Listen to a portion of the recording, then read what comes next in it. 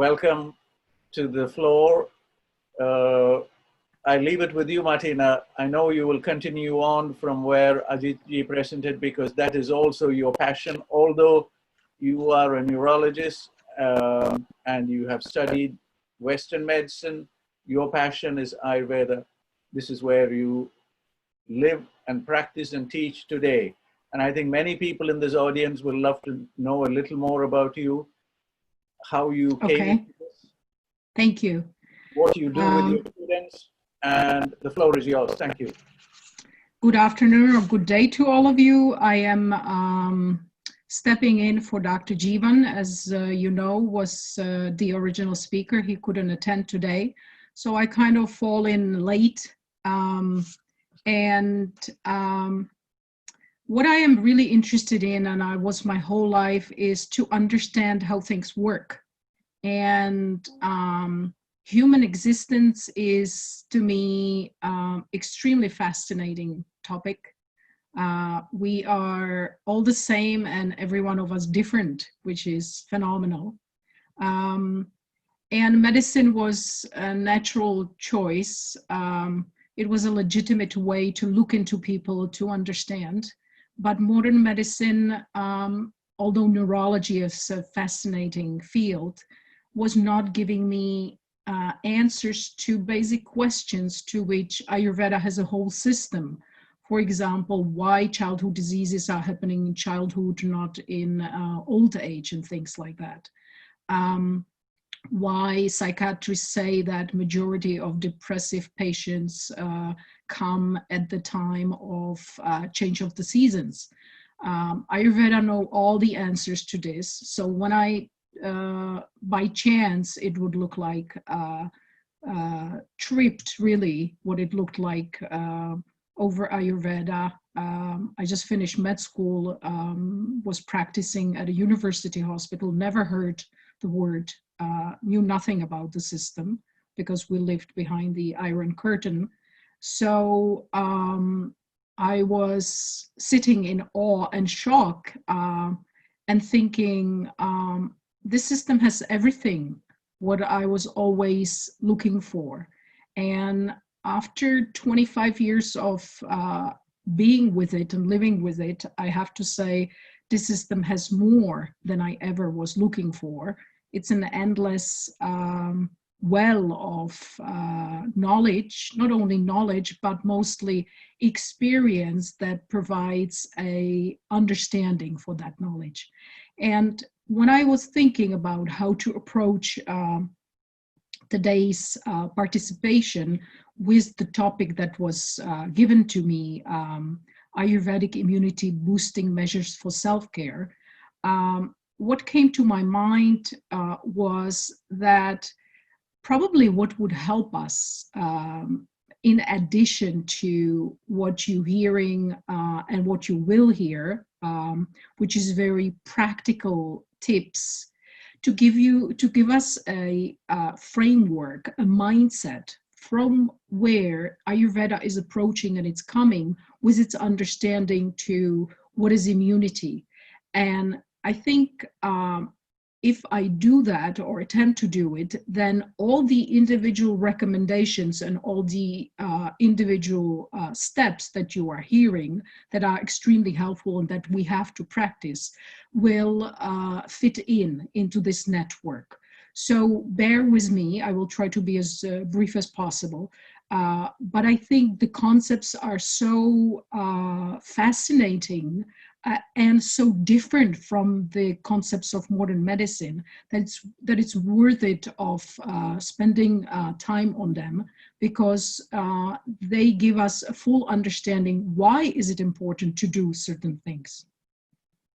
So when I was thinking, and I get to it in a jiffy, about Ayurveda and immunity, what really came to my mind is that first we have to touch a little bit of what is Ayurvedic concept of health.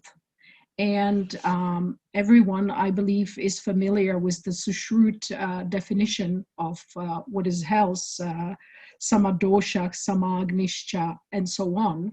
which basically is saying that when there is a balance in the physiological part of the functioning of the body, as is given by the doshas, Agni, which you have heard about and you will hear more, dhatus, and malas, and when there is a balance in the sukshma, the subtle, non-physical part of the body, of its functioning, which is the mind, the heart, the senses, and the atma, swa, stha. When we are settled in all of this, then we are healthy.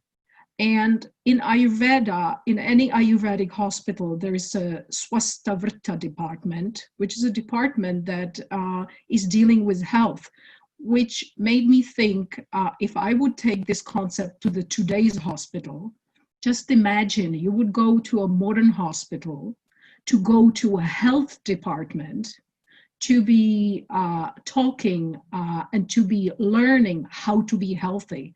If you think about it in the modern terms, of the current terms of how we approach diseases, it's unthinkable, it's unheard of. It sounds lunatic, so to speak, such thought. But this is the concept of health in Ayurveda. And from that, I will go quickly to the concept of immunity. The immunity is called, in Sanskrit, which is the language of Ayurveda, Vyadhi kshamatva. Vyadhi is disease, which we can here think about. Health is balance, and all the recommendations Dr. Ajith was talking about is to the balance, keeping the balance or restoring the balance to make us healthy. And Vyadhi is unbalance, out of which can be a disease that it's known, that has a name, but it doesn't have to have a name, or it doesn't have to be unknown. We can be unwell, unhappy, unsettled, which is also not the health. But the extremely interesting word is the kshamatva. If you look at Munier Williams' Sanskrit dictionary, it speaks something about the ability to bear, to withstand, to handle, to tolerate, but also it is the adaptability and flexibility. There is even a word that goes along the lines of forgiveness. And I have heard some commentators translate immunity as forgiveness of the disease.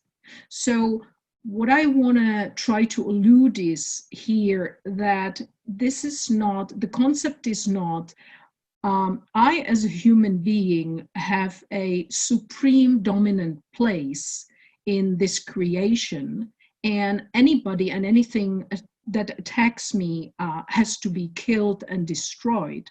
The concept basically goes that the human creation is equal, and it's coexistence of various forms of life. And we all are finding our ways to coexist. And this is a very different concept for the human immunity when it comes to when we're challenged by either disease or infection that is bringer or carrier of disease or imbalance, so to speak. So the immunity in the Ayurvedic sense is the natural ability of the body to adapt, to bear, to tolerate what is not supportive of our balance, what comes to throw us out of balance, and therefore represents a certain specific strengths, but the inner strengths that we have, or ability that we have. In Manusmriti, it is written, when the seed falls in infertile soil, it is not going to grow. And that's the whole concept of human immunity, how we approach and fight against the diseases. And here the seeds are meant, of course, the seeds of microorganisms, the microbes. And as it is written, I think Charag has written it, Dr. Ajith has mentioned it, and we all know this is true. This time is COVID-19. Before it was something else, and after that it will be something else. But the most interesting point is we don't know what it is going to be, and we don't know what it is going to come. So that tells us that we have to be ready all the time, not knowing for what, which also means that the Ayurvedic concept of immunity is not to have a specific ability to fight a specific disease, but it's an ability that we need to have all the time. And I thought of it, if I would try to understand, to make people understand in a common practical terms, I thought of it as our savings account in the body. Savings account is something we should have for rainy days. We should put money into on a regular basis, ideally. So when there comes a necessity, we use it. So think of the immunity as your extra of energy that is there available for you to protect you, or savings account that is there to give you the ability to stand, tolerate, handle, bear whatever comes out of you from the external environment. The words that are associated with immunity in Ayurveda is bala, which is another word for strength. And another word is ojas. And I will very briefly try to see, to just say a few words about what they mean and what they can mean to you on a practical level. So how is your immunity formed? You have heard in the practical terms. We can say very easily that it's formed by proper living, that it's a result of proper everyday living, because that involves ahar, and out of ahar, as a final product, is formed ojas, vihar, that has to do with that as well, which is your conduct, your activities. And there is, of course, manasika. And for that, we have, for example, sadvrita, ethical regimen. We can also say that ojas means it's very close to sattva, to the sattvic level of living, and sattvic level of living translates into ojas, and ojas translate into sattvic level of ojas. Now, you might wonder, how do we measure our immunity? Ayurveda is very practical and instructional in that. How do we measure our bala? So first thing that you can look at, or that is visible, is the voice. It's, you know it from other people. Now we have a telecommunication, you call somebody, you ask them how are they are fine, and you hear from the special vibration or tone of their voice that they are not fine. So the voice is one shabda that very nicely reflects of your innate state in which you are, of your bala. I chant so many times I think I'm fine, and they start chanting and there's no voice, and that's the testimony to me that yes, the bala is gone for the time being. Another one is muscle tone that goes with the dhatus.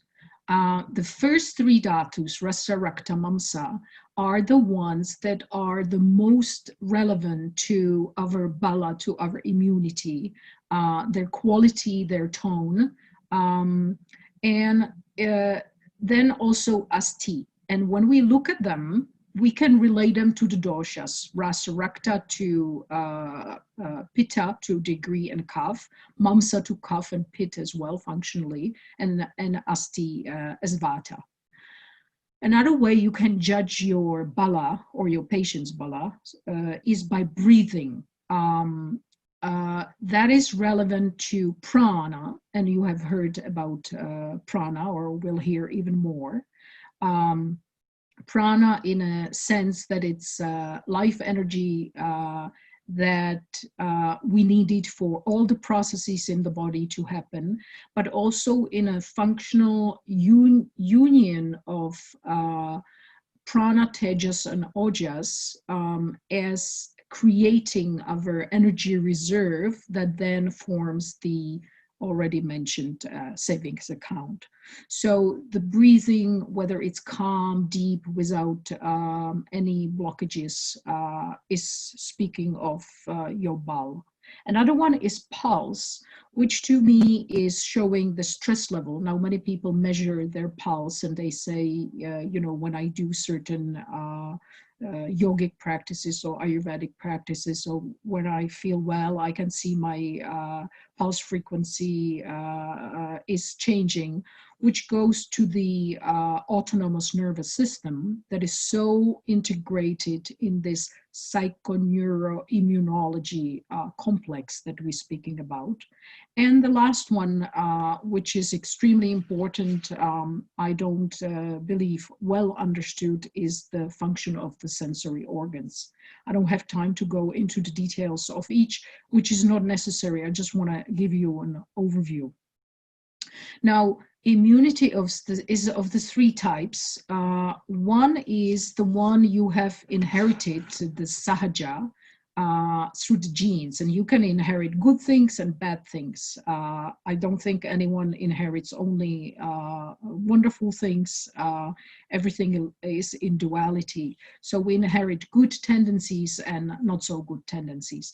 But this will explain why some people are more prone to diseases, don't have such a resistance.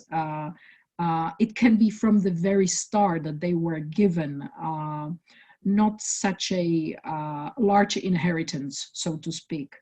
Then the second is kalaja, which has to do with time and desha as well, and place.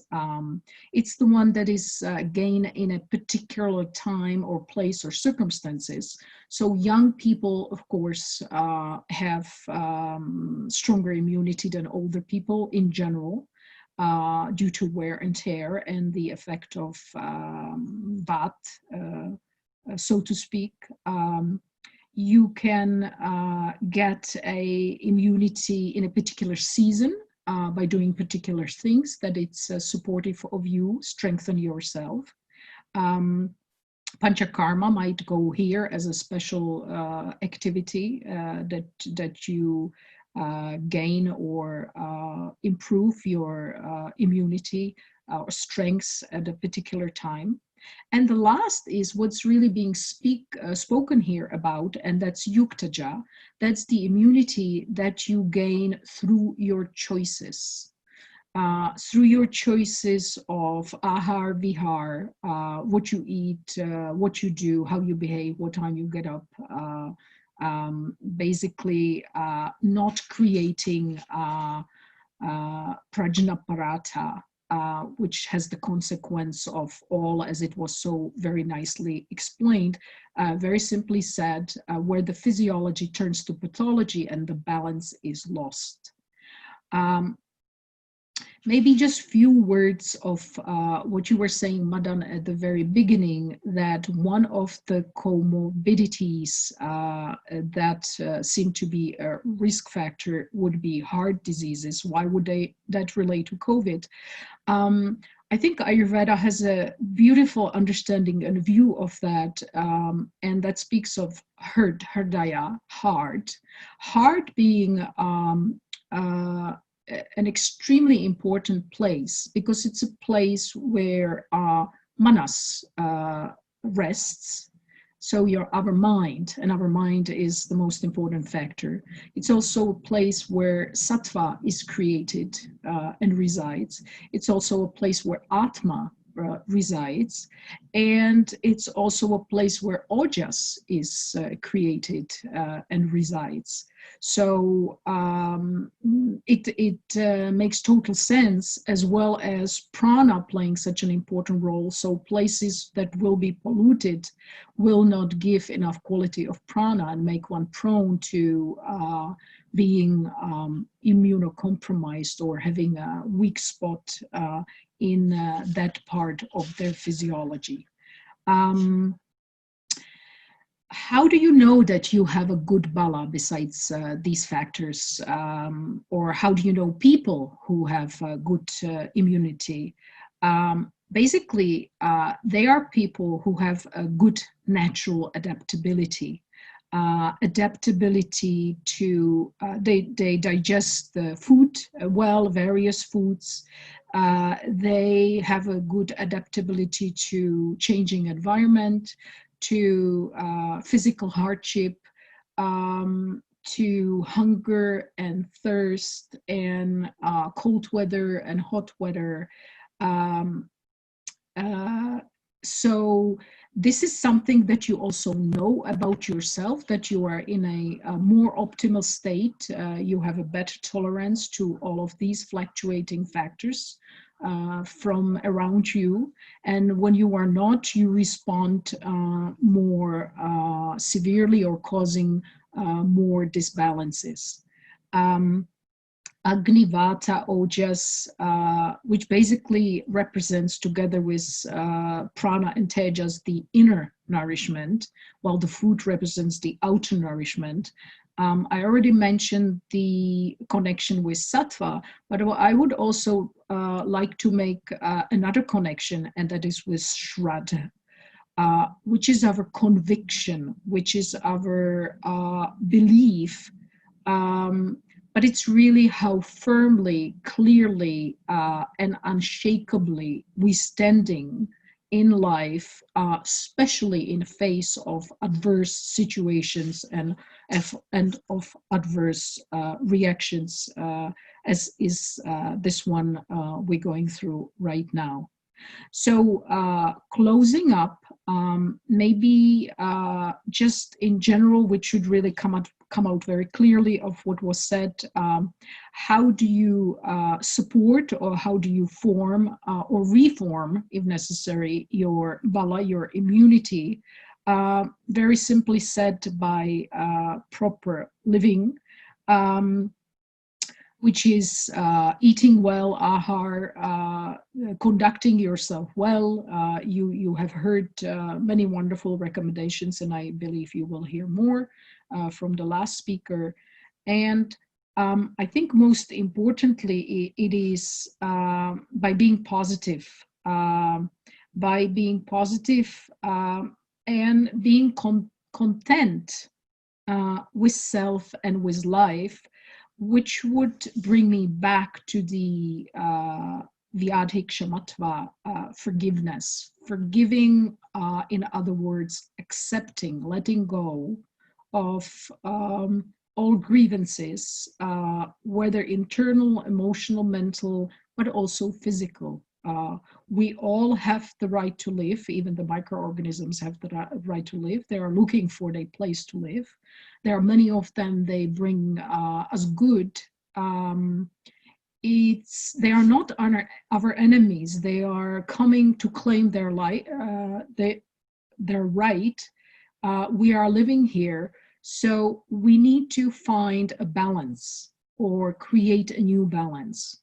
So for me, the immunity boosting measures for self-care are actually the things in general that are restoring balance, either recreating it or restoring it, or creating a new balance because the new situation has arisen. Madan, you have asked me when we spoke in preparation to say a few words about my experience observing life and interacting with life and patients, I would say, Ayurvedically in different parts of the world. So I have 15 years of life in the US, where really my continuous and systematic Ayurvedic work started. And if I would look at what at that time, which is a decade ago or 15 years ago, people had together, perhaps still they do, or even more, it would be diseases created due to surplus.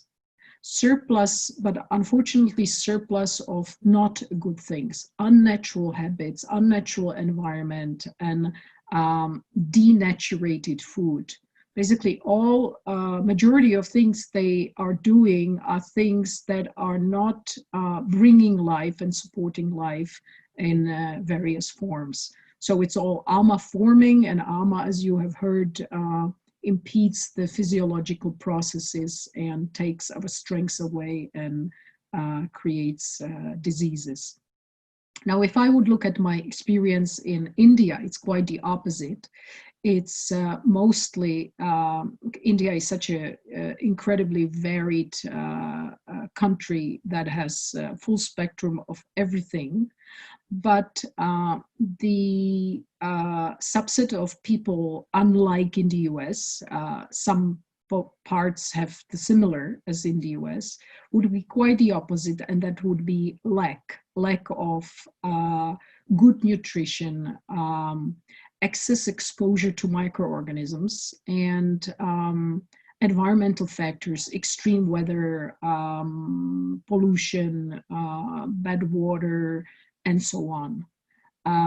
I also lived in the northern Netherlands for a while, and it was really interesting. When I was learning Dutch, I was reading newspapers, and the easiest part I could read were obituaries. And I noticed that there were incredible amount of obituaries for men who were about 50 years old, around 50, 55. And when I then experienced the lifestyle there, I wasn't surprised at all. Netherlands is a very rich country. If you look at people, you think everything is fine, life is very good. So there the diseases were also due to surplus, but lots of toxic ama-forming substances, lots of coffee, alcohol, kapha-genic food in a kapha-genic environment, meat, dairy, and suppressed emotions and lots of stress. So that, you understand, is a not healthy cocktail. That's a disaster and life taken away cocktail.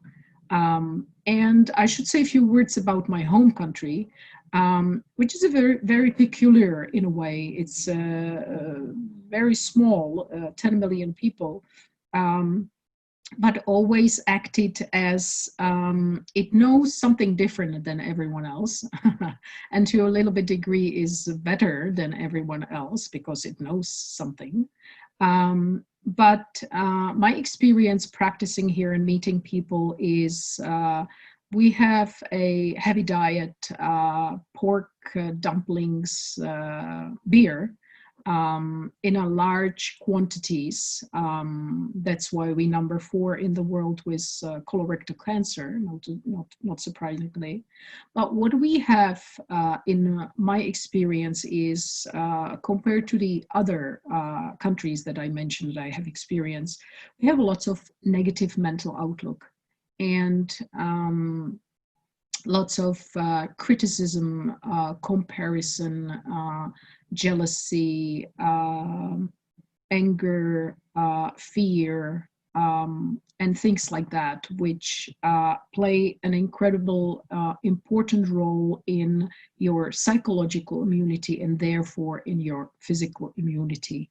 So I think I would stop with this. I hope I haven't lost you. And my goal was to give you just an aerial view, really, of the concepts of balance, health, and immunity that is timeless, that is not relevant to any disease, and that is not relevant to any country, condition, and environment, and therefore it's universal. It's relevant to all of us, regardless where we are, how old we are, where we live, and what we deal with. So thank you for listening, and I hope I was clear. Namaskar.